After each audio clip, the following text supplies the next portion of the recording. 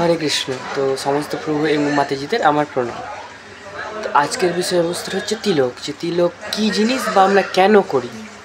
তা আসলে তিলক জিনিসটা হচ্ছে, তিলক বলতে বোঝানো হচ্ছে বিবিধ উপাদান দিয়ে তৈরি আমাদের শরীরে চিহ্নাদি ধারণ, মানে বিবিধ প্রকারের উপাদান দিয়ে তৈরি করা আমাদের শরীরে চিহ্নাদি ধারণ করার জন্য তিলক হয়েছে। তো অর্ধপুণ্ড বলতে বোঝানো হচ্ছে শ্রী বিষ্ণুর শরণাগত হওয়ার পর নির্দেশ স্বরূপ কপালে এবং শরীরের অন্যান্য অঙ্গের দুটি সমান্তরাল রেখা, উলম্ব খাড়া রেখা চিহ্ন, এটাকে ঊর্ধ্বপণ্ড বলা হচ্ছে। মানে আমরা যে তিলক করি, এই যে দুটো খাড়ো রেখা উঠছে, এই দুটো খাড়ো রেখার সমান্তরাল খাড়ো রেখাটাকে ঊর্ধ্বপুণ্ড বলা হচ্ছে। তো পদ্মপুরাণ এবং যজুর্বেদের গ্রন্থে উল্লেখ আছে ঊর্ধ্বপণ্ড চিহ্ন শ্রী বিষ্ণুর চরণ কমলের প্রতীক। মানে ঊর্ধ্বপণ্ড চিহ্ন যে আমরা তিলকটা করি, তিলকটা হচ্ছে শ্রী বিষ্ণুর চরণ কমলের প্রতীক।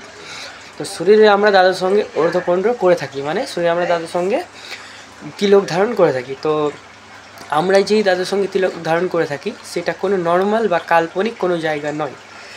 তো এখানে বলা হচ্ছে সেইগুলো হচ্ছে অতি সংবেদনশীল স্থান, যেখানে মনে মনে ভগবানের নাম স্বরূপ ও ভগবান শ্রী বিষ্ণুর নাম স্মরণের মাধ্যমে চিহ্ন ধারণের সঙ্গে সঙ্গে অনায়াসে পারমার্থিক এবং আধ্যাত্মিক একটি শক্তি আমাদের মধ্যে অভিষিক্ত হয়ে থাকে। মানে আমরা আমরা তাদের সঙ্গে তিলক ধারণ করার পর যে আমরা জপ টপ করি, ভগবানের নাম স্মরণ করি, তো সেই টাইমে আমাদের শরীরে একটা আত্মাধিক পারমার্থিক একটা শক্তি অভিষিক্ত হয়ে থাকে।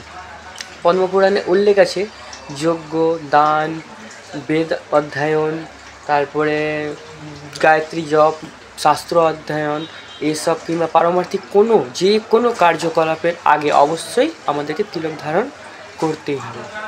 তো তিলকের বিষয়টা নিয়ে আজকে বোঝা গেল।